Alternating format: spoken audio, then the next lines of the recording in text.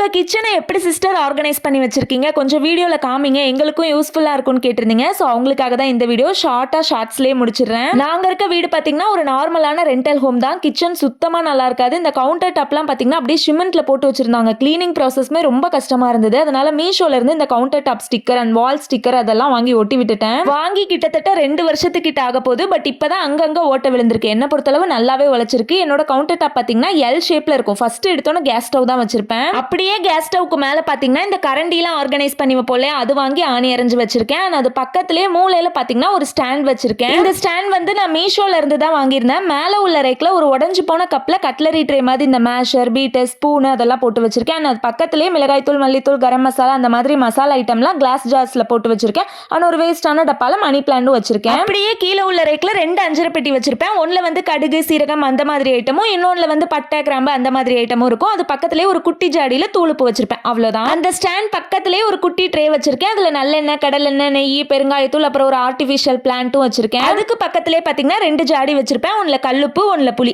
அப்படியே வந்தீங்கன்னா counter top எட்ஜ்ல அடுத்து ஒரு மிக்சியும் இண்டக்ஷன் ஸ்டவும் இருக்கும். அவ்வளவுதான் கவுண்டர் டாப். தென் அப்படியே கவுண்டர் டாப்க்கு கீழே உள்ள ஸ்பேஸ்ல பாத்தீங்கன்னா பாத்திர கூட, வெஜிடபிள் கூட, அரிசி ட்ரம் அதெல்லாம் வச்சிருப்பேன். நான் மேக்ஸிமம் வெஜிடபிள்ஸ் வெளியே தான் வைப்பேன். ஃப்ரிட்ஜ்குள்ள வைக்கவே மாட்டேன். காஞ்சு போகுது, அழுகி போகுது அப்படின்னா மட்டும்தான் ஃப்ரிட்ஜ்குள்ள வச்சுப்பேன். அண்ட் கவுண்டர் டாப்பை ஒட்டியே பாத்தீங்கன்னா ஃப்ரிட்ஜ் வச்சிருப்பேன். ஃப்ரிட்ஜ் மேல ஒரு பேஸ்கெட்ல ஃப்ரூட்ஸ் எல்லாம் போட்டு வச்சிருப்பேன். அது பக்கத்துல ஒரு ஆர்டிஃபிஷியல் பிளான்ட், அது பக்கத்துல குட்டியா ஒரு ட்ரேல கிளாஸ், செராமிக் ஐட்டம்லாம் வச்சிருப்பேன். கீழே வச்சா என் பையன் உடைச்சிருவான், அதனால தான் மேல வச்சிருக்கேன். தென் ஃப்ரிட்ஜை ஒட்டியே 3 பெரிய லென்த்தியான ஷெல்ஃப் இருக்கும். இந்த ஷெல்ஃப் ஆர்கனைஸ் பண்ண வீடியோ ஆல்ரெடி நான் அப்லோட் பண்ணியிருக்கேன். பார்க்காதவங்களுக்கு கீழே லிங்க் தரேன், தேவைப்படுறவங்க செக் பண்ணி பார்த்துக்கோங்க.